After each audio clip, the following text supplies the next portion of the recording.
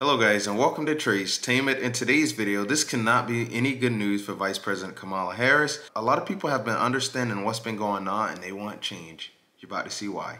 Check this video out. Just 26 days until Election Day. Many of you probably already voting. CNN is reporting a record-breaking haul for the Kamala Harris campaign, which has raised $1 billion with a B dollars since the vice president entered the race officially just in July. Despite all that cash, Democrats are far from celebrating. Instead, there's a lot of hand-wringing. New Quinnipiac polls in 3 blue wall states show Harris and Trump still deadlocked in a tight race with no clear leader. In the Commonwealth of Pennsylvania, Harris is slightly ahead of Trump, 49% to 46% within the margin of error. In Michigan, it's the former president who holds the edge over Harris. Trump also narrowly leads Harris in battleground Wisconsin. All of those states, all of those polls within the margin of error, indicating it's basically a tie.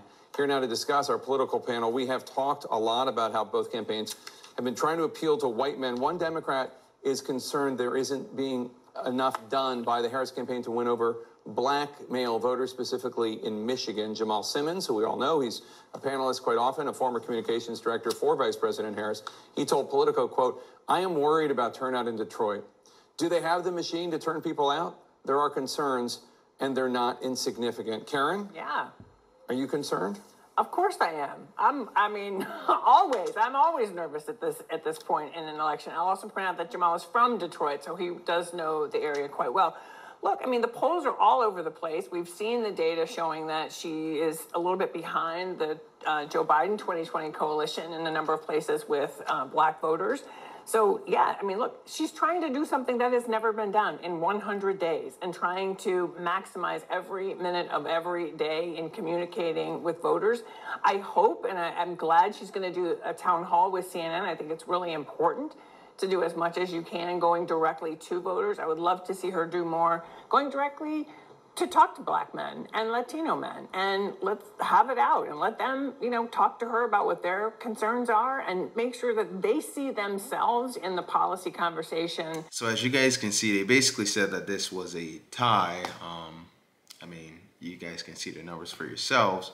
But the big issue is a lot of people are focused on the economy and how we can get back to where it used to be, because a lot of people have been struggling and it's been tough for a lot of people. Like when I say that word, what I mean is it's been really tough for a lot of people.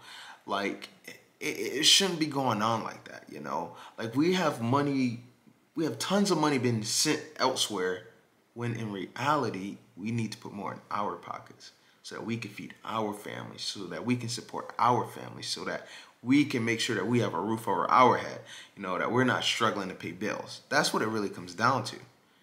Let me know what you guys think about today's video in the comment section. That'll be a wrap for today's video, and I'll see you guys on the next one. Take care.